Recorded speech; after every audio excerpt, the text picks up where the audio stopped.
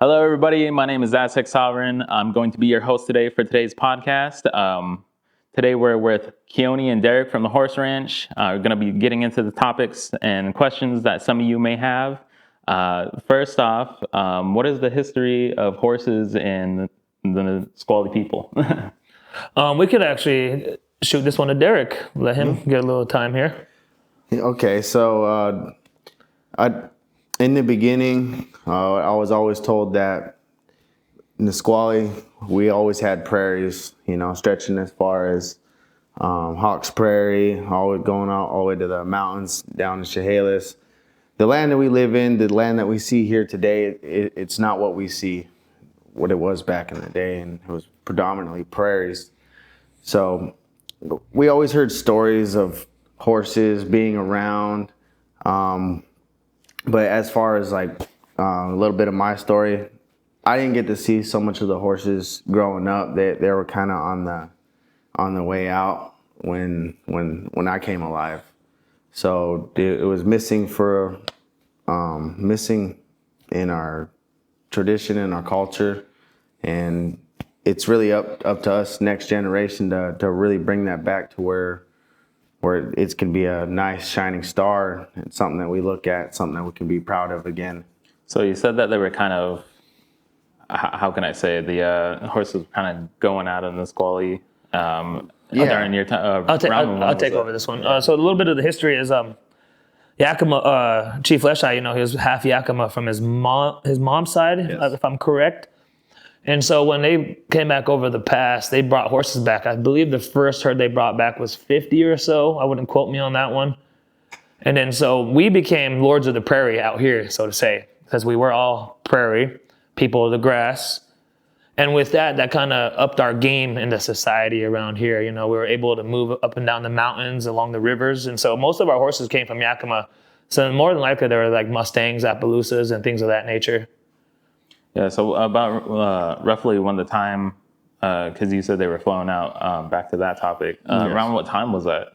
Because you said as a child, right? Yeah, so I grew up I was born in 93, so early upbringings in the 2000s.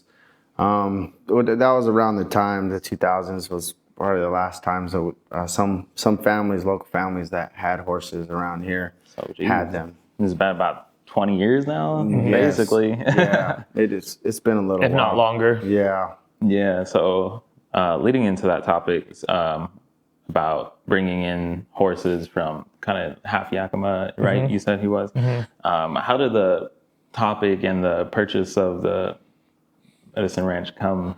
It's kind of a funny story. I kind of got out of commercial diving when I started having kids. And I had some time on my hands. And when I first moved home from Montana, I was kind of blown away by our reservation. It was beautiful. I almost didn't think we were on a reservation. It was so nice. And one of my first questions was, where's all the horses? In Montana, we have horses in everyone's yards. There's people have, there's kids running through res on horseback. And so I started asking questions in that nature. And they said we lost them over time, but we were horse people. So come to find out, we were that horse people. And so I had time on my hands. I started writing up a big program with horses, Indian relay, rodeo, equine therapy, search and rescue, mounted police. And I just went and proposed that to council. It took me about 4 months to write it up.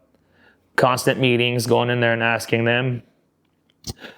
And so they were kind of all for it at the time. I mean, how can you say no to something like this, right? It was part of our heritage. It was supposed to be handed down, but we lost it, right? That's what our heritage is. We inherit these things. But we didn't get to, like Derrick just said, we didn't get to inherit that way of life, because I would say modernization, urbanization, right? It just happens.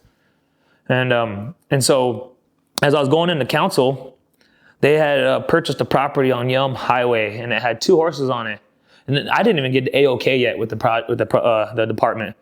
They called me and said, would this be okay for you to start kind of getting the stepping stones for the ranch? And I jumped on it. I was like, yes, any kind of horse will work, Yes, why not?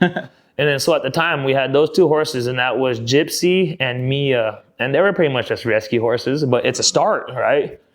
And we had Braggett. And so I focused on just fixing up Braggett. And in the middle of all that, moving horses back and forth, Joe and Cynthia, because they were in those meetings when I was proposing this program, they jumped on the opportunity to buy the Medicine River Ranch, previously named Oatfield property. That was the gentleman who owned the property. And his whole idea, from what I got from it, was he always wanted to sell the land back to the tribe. And so when his time to retire from logging and those kind of things, he jumped on it and sold it right back to the tribe. And so they saw what I was doing at Braggett, moving the horses around, and they asked if this would be the perfect property for the horses.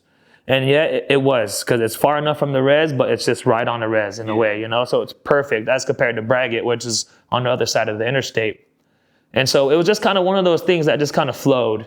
We kind of got lucky on that with the purchase of the property. Yeah, a little bit. And then roughly about how many acres? It's 70 acres, and then it connects to Lake St. Clair.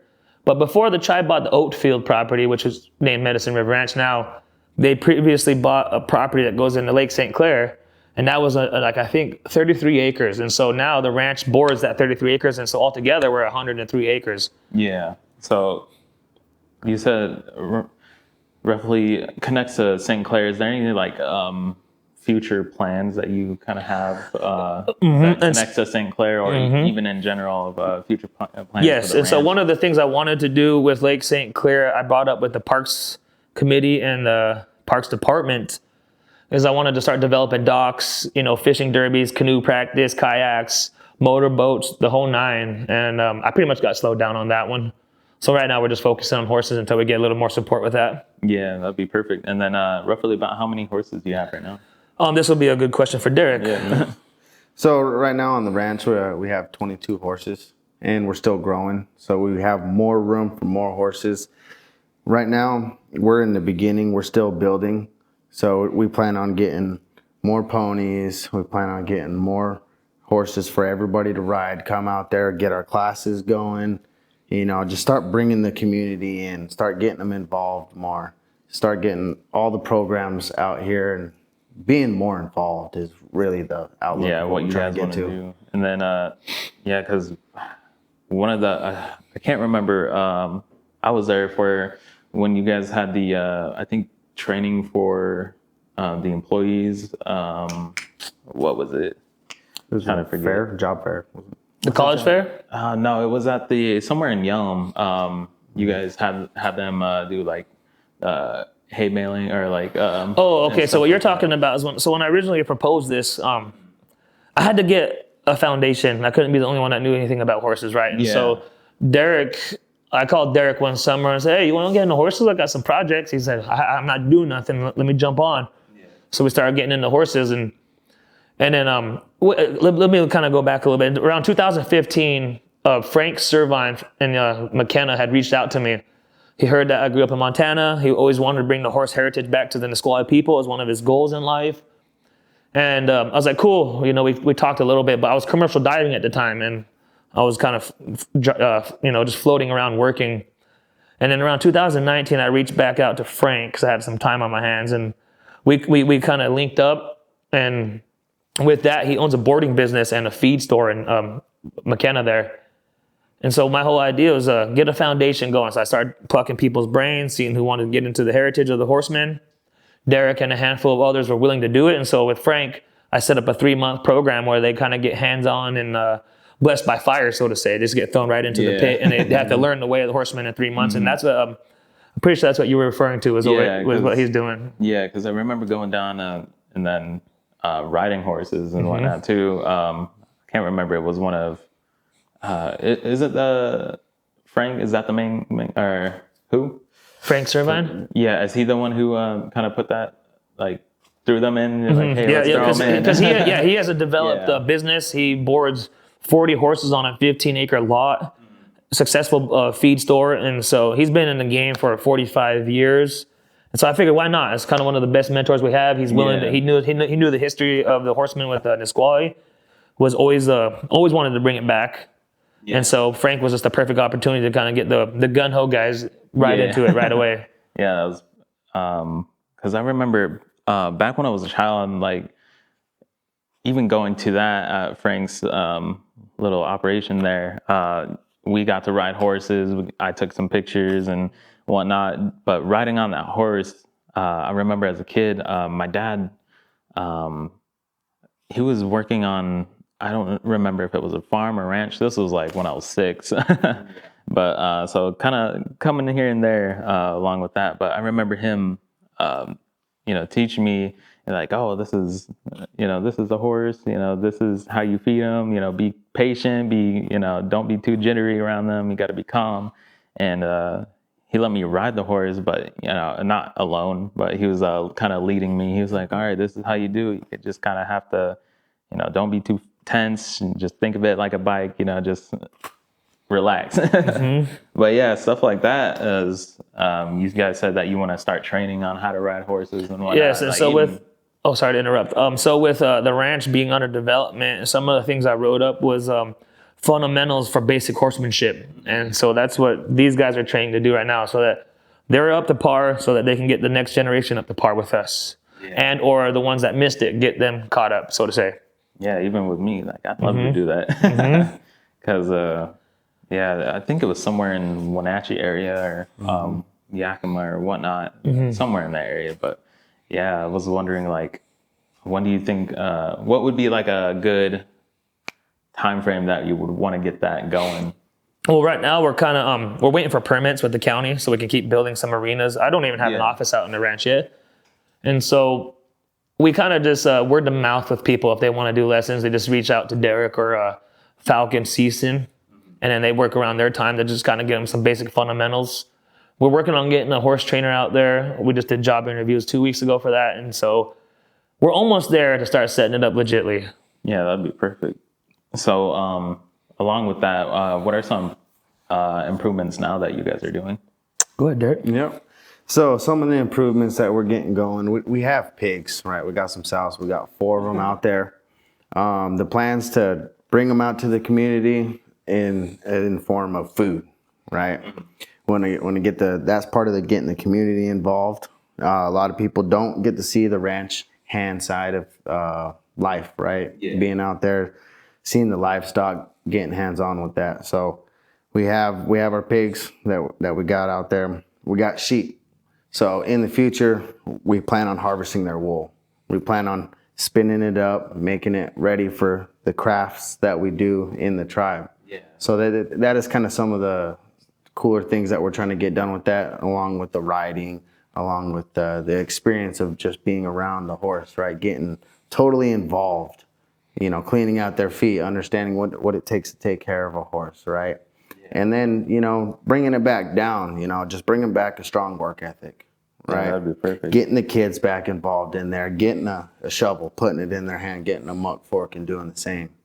Yeah, bringing that back. Have you guys done anything with the youth yet? Yes, yes, we have. We've been very much involved in that. We have Head Start coming out every week with about two kids to 4 kids. We've had up to 5 kids at one point, and they come out every week. And I think it's every Wednesday they come out, and it's Falcon Season runs that side, and I'd assist him, or he'll grab one of the ranch hands, and we do some laps. We talk about education. They get to groom the horses and be more involved with that. And they come out every week, and they just love it. Smiles ear to ear. It's so fun. It's cool. So another thing that we're doing with the youth is I call it attitude adjustment. I work with the probation over there in the probation court, and they're all about teens. And so troubled teens, or just someone that's, doesn't really know where they're going in life yet, and they're kind of just being a knucklehead, they'll send them out there to come work with us. And so we're already working with Gus and probation court with troubled youth, so to say. Not so much troubled, but just lost in a way. Yeah, that would be perfect, because kind of leaning into that. I know horses can be like, and even that environment in general, because we're, mostly city, going back through Yelm to, all the way to Olympia to Puyallup. Yeah, whatnot. Surrounded by city. Yeah, surrounded by city, surrounded by just nothing but concrete jungle, But yeah, and I know there's a lot of things that kids don't really know nowadays. It feels like, well, at least for me growing up, it felt like there was kind of too many options, and there's a lot of different environments that kids can be in. So I know it could be very therapeutic. So on that topic, I know a lot of people have questions about the future of kind of the Medicine River Ranch and like therapy. But we'll probably leave that for a later topic. For those who are wondering still, probably in the next podcast, you'll get more of those questions answered. But yeah, you were saying? Oh, I was saying, so we also work with Kevin there at the youth center. Every time he has a summer youth, he brings about half of them out, and they work pretty much with us the whole summer. Whether that be bucking bales, weed whacking, training horses, mucking stalls. So yeah, we're already in the youth game, so to say. Yeah, yeah, that's the perfect time to do that too. Weather's nice for it. Yeah, I know, right? So, Keoni, have you taught? Going back on the topic of diving, have you taught any diving, or how long have you been a diver for? So I've been a diver since 2011 when I graduated high school. That winter I got into diving, and I've been diving ever since. I dove for 2 years with a department that was called Nisqually Aquatic Technologies, NAT for short. Yeah.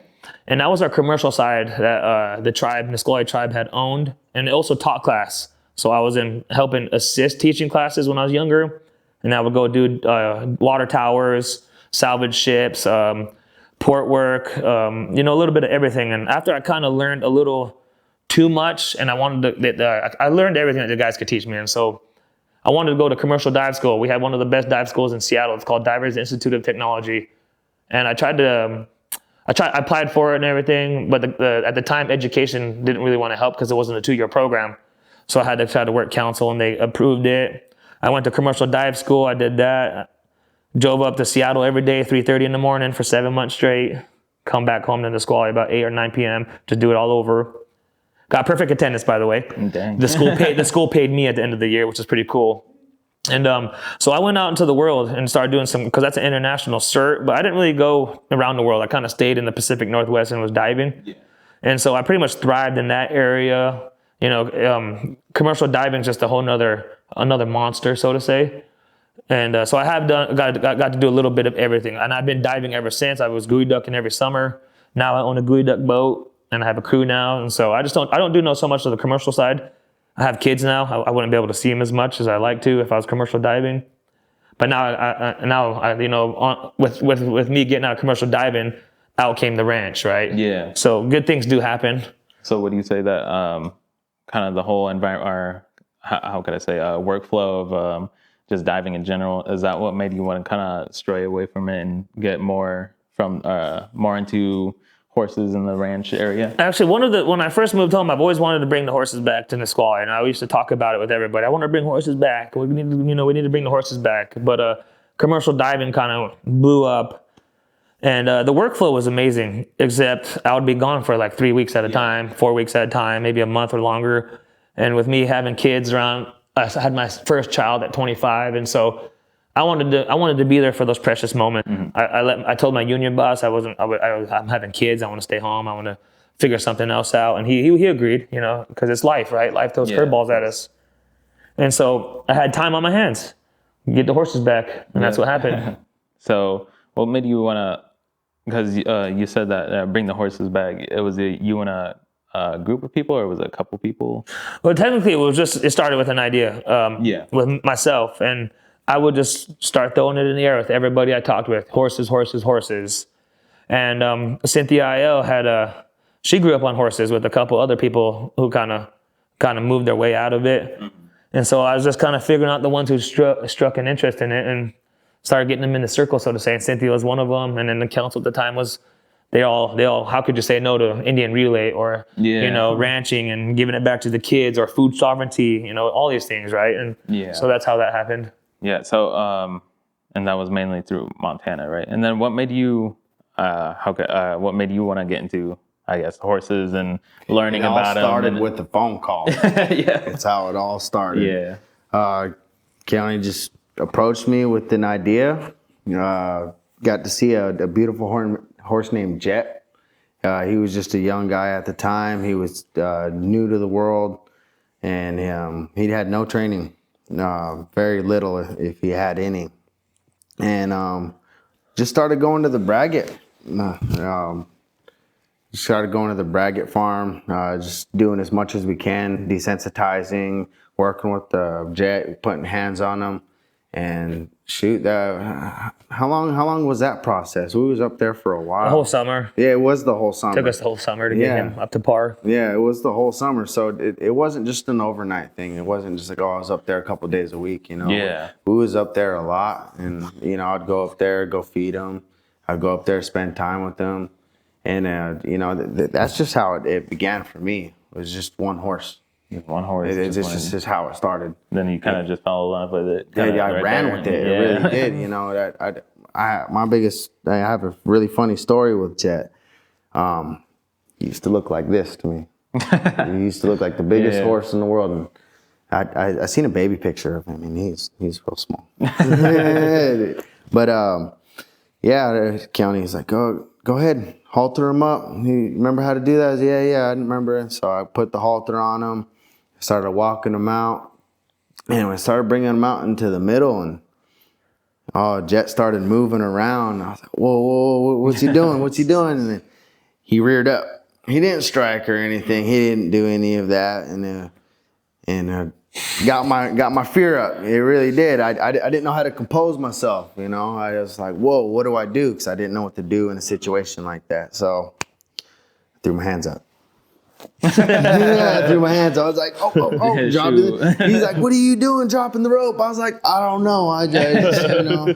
Come right down real deadly, you know. And then, let's get a crack out of that one. So, you know, he came down, and it was really easy. Just walked up to him, grabbed the lead line, and, you know, just at the time I didn't really know the training, you know, act like nothing happened, but that's basically what happened. Walked him out to the center, and then, you know, started working with him again, you know, and then a little bit later on, you know, we got a couple more horses, Gypsy and Mia, and those were 2 more projects. And then it just started growing from there. It really started growing after Yeah, that. because I think the last time I remember, you guys only had a handful, and now you got what? We got you a said handful 22? over here, a handful over there. Right? And then I know recently, what is it? Was it Yelm? You guys had to, rescue 2 more? Oh, that was Very recently, yeah. So that's a funny story. I was working out, and one of the police officers, David Blanksma, had called me and said, in all the 14 years of working for the tribe and coming through Fort Lewis on the way to work, I've never seen horses out here. Jeez. He called me and said, there's 2 horses out here. And I'm like, okay, I'll be on my way in an hour. I let Derrick know what was going on. We saddled up some horses and went and found them in the woods out here on JBLM, our side of JBLM. So technically it's part of the reservation still. So that's just kind of a funny story. Jeez, how did that go? Was it pretty smooth? It was actually a lot smoother than I expected. I think the mainly reason for that is those horses were already trained. They weren't just wild or nothing. They were just escapees. And so when we caught them, we roped them. They just followed us all the way back to the ranch. It was kind of eventful in a way because they didn't want to get separated. And the horse that Derrick was riding at the time was kind of being ornery, so he had to go through. He's training 2 horses at the same time. Right, and so it actually went smooth. No one got hurt. The horses didn't get hurt. We got them to the ranch. We fed them, we watered them, and then we got a hold of the owners. Luckily, within an hour, and they came and picked them up. Okay, yeah, I was about to say. So I have no idea that there's if there is any wild horses in general out here. There's no more wild horses out here. There haven't been wild horses out here since I believe the 1930s, when there was actually a wild herd of about 150, I believe, and it was called the Hawks Prairie herd. It would just run from here to Nisqually to Hawks Prairie, just big wild herd. Yeah. So most of them have been tamed by now, probably. Yep. But yeah, speaking of, I wanted to ask you guys, have either of you been to the OMAC Stampede? Plan on making it this year. Shoot, you guys should be doing that. That sounds like it. That's a few of the things we wanted to shoot as goals, right? Yeah. The Stampede, send a suicide rider down. The Calgary Stampede, which is for the Indian Relay. The Muckleshoot invitation only is another Indian Relay. And then one of my big end goals, though, is back home in Montana, we honored our ancestral trails. We traveled by horseback the way our ancestors did. And so one of my big goals for the ranch and the community of Nisqually is the Yakima or Chief Leschi ride, where we ride from, what would that be, the Michelle Prairie to Yakima, the way Leschi and his troop did it. And so I wanted to bring up a memorial ride where we traveled with wagons for water, food, the youth, everyone's just running all over. We have base camp, a support camp, just like we do on Canoe Journey. Yeah. But now we're doing it on land. Horseback, yeah. Yep, in honor of the old ways. And so that's kind of one of the things I'm shooting for eventually, right? There's this other things to tackle right now until we get there. Yeah, of course. Yeah, because you were talking about kind of building like arenas and whatnot in the future. Yep. So I was like, yeah, if one thing I remember about horses is the Omac Stampedes. So that was a big one. But other than that, is there anything else you guys want to talk about? Yeah, no, I got a couple things. The biggest thing for me is, just really bringing everybody in. People are really timid around horses. They don't know how to act, They get real tight. Yeah. They get, tense. And it's really bringing them out there, getting them time next to the horses to start to relax, start finding their inner self. You get to work on this. You get to work on this when you're next to a horse. So it's really just getting that time out there for everybody that wants to come out to the ranch. You're more than welcome to come. We're there. We got people. We got ranch hands everywhere. Flag one of us down. Let's get a nice little tour for you guys out there. So we're here. We don't plan on going anywhere. Medicine River Ranch. We're here to stay. Yeah. One quick thing. How many employees do you guys have at the ranch? Ooh. I think we're sitting on 11 right now. Yeah. Yeah. I think 9 full-time, 2 on contract. Shoot, that's good. Then let's see. One more question. In closing, I guess, wrap it up. How are employees responding to working on the ranch? When I first started talking about this, everyone's always like, just job description this, job description that. But I had to explain to them as more of a lifestyle. Ranching and taking care of horses is more of a lifestyle. I mean, should we not feed the horses when it's a holiday? Right. Yeah, right. Yeah. So it's a constant thing for us, and I tell everyone that it's a lifestyle. So you're gonna have to change your life to this job or this way of work, because we need you. We might need you at 3 a.m. Maybe we're birthing horses because we have a few horses that are pregnant right now, and so things just happen. Escapees or the search and rescue that we have to do with the police officers. We've been on 3 of them so far. 4 calls total. 1 was a domestic violence. 3 were search and rescues. And then so we're at, it's a lifestyle, and that's what people have to change. And change doesn't happen overnight, And so, like I said, that's the best way I could put it. It's just a lifestyle. Yeah, because people usually say like, they're gonna get out of the city job or get out of the typical, 9 to 5 job. And you're like, I'm gonna push everything away and become a rancher or become a farmer or something like that. So yeah, it's a 24-hour job pretty much. I was about to say they're gonna stop at 9 to 5, but they're gonna work 12, 14 hours instead. Yeah. But yeah, other than that, I think that about wraps it up here. Thank you guys for joining us on this podcast today. I'll be your host for the next few podcasts. Who knows? We might switch it up. This is the first episode we're doing this, but yeah, I'd like to thank you guys for coming out in Medicine River Ranch. Go check them out. They're right down the road, just but yeah, anything you guys want to plug in before we wrap it up? You might as well come enjoy these times now. Once we're under development, you're gonna have some rules to follow. Yeah. All right. Enjoy the free time. Right now, you guys can come out. No schedules. You just come out. Schedule, just call up. But yeah, once again, thank you for joining us, and you guys have a good day. Hoy. Right on. Hoy. So now I'll hit record. And that